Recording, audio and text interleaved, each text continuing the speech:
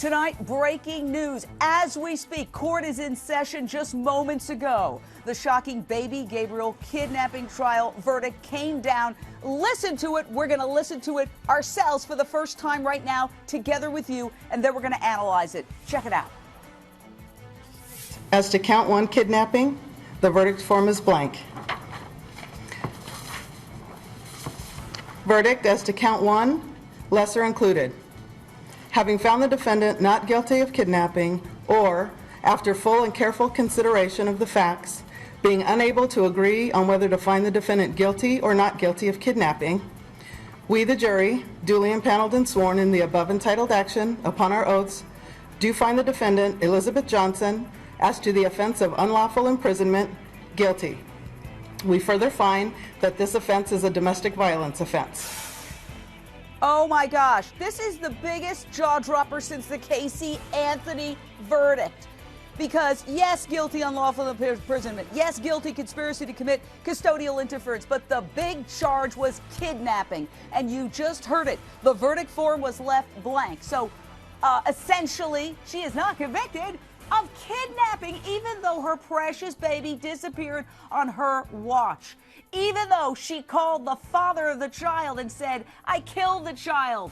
I suffocated the child till he was blue and I threw him in the dumpster. Even though she then told police a totally different story. Oh no, I gave this baby away to a mystery couple in San Antonio. And despite all that, not guilty on kidnapping, even though she left her state with the child, which was not approved by the court because a judge in Arizona back in 2009, right before this precious child disappeared, had just awarded her and the father joint custody. That's why she takes off with the baby and goes to San Antonio, Texas, the last place this child was seen.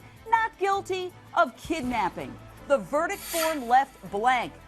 Unbelievable. Baby Gabe's mom, 26-year-old Elizabeth Johnson, had been charged with, the big charge was kidnapping, along with custodial interference. She had been facing up to 27 and a half years in prison.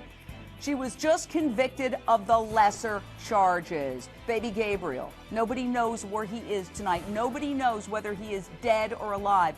Imagine what the father of this child is going through. And right now, the dad's father is on the witness stand talking about aggravating circumstances, trying to convince the judge to throw the book at this woman in terms of a sentence for whatever she was found guilty of. I have got to go to Wendy Murphy, former prosecutor. I'm shocked. Everybody said this was an open and shut case. Everybody said that her defense attorney did a terrible job because he called no defense witnesses, and yet she is kidnapping. The verdict form is left blank. Yeah, you know, the only thing I can say here is that kidnapping is a very specific charge. It's sort of a hard charge to prove in a case like this because you have to prove not only that there was the taking away, but that it was for a specific criminal purpose. This is a very confusing case, Jane, because we don't have the child, we don't have the body, and the mother's confessions, unlike so many cases when you have a confession to a particular criminal act, this is a case where the defendant said, I killed him, and did all sorts of gruesome things to the child, and oops, no, I didn't kill him. I gave him away to some unnamed couple. The problem here is, how's a jury supposed to figure out exactly what happened beyond a reasonable doubt if really the only evidence they have are her two conflicting confessions, neither of which necessarily is sufficient to prove kidnapping?